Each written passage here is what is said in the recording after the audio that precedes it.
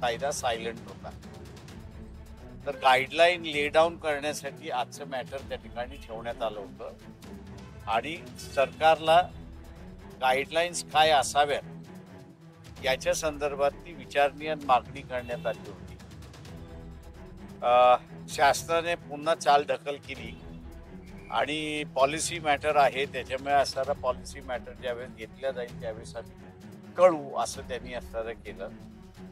कोर्टाने ते matter seriously घेतलं आणि सिरियसली घेऊन प्रिन्सिपल सेक्रेटरी होम यांना असणारं ॲफिडेव्हिट दाखल करायला सांगितलं इन पर्सन.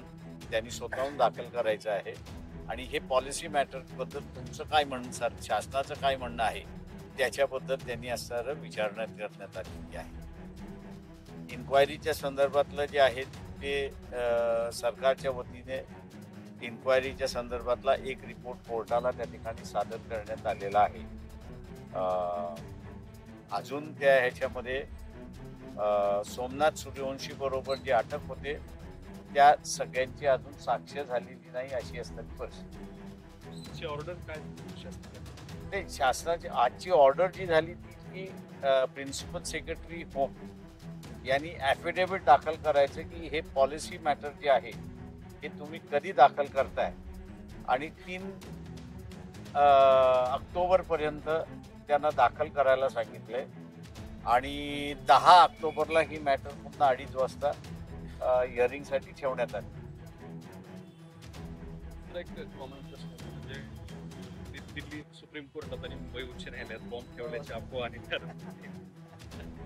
काय वाटतं याचं कनेक्शन नेपाळशी?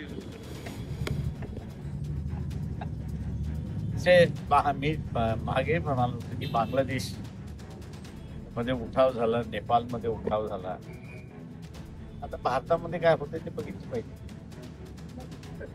सुप्रीम कोर्टात बॉम्ब ठेवल्याची अफवा ते सुप्रीमनं हायकोर्टात ठेवले बॉम्ब. दिल्लीमध्ये हायकोर्टात, सुप्रीम कोर्टात नाही, हायकोर्टात.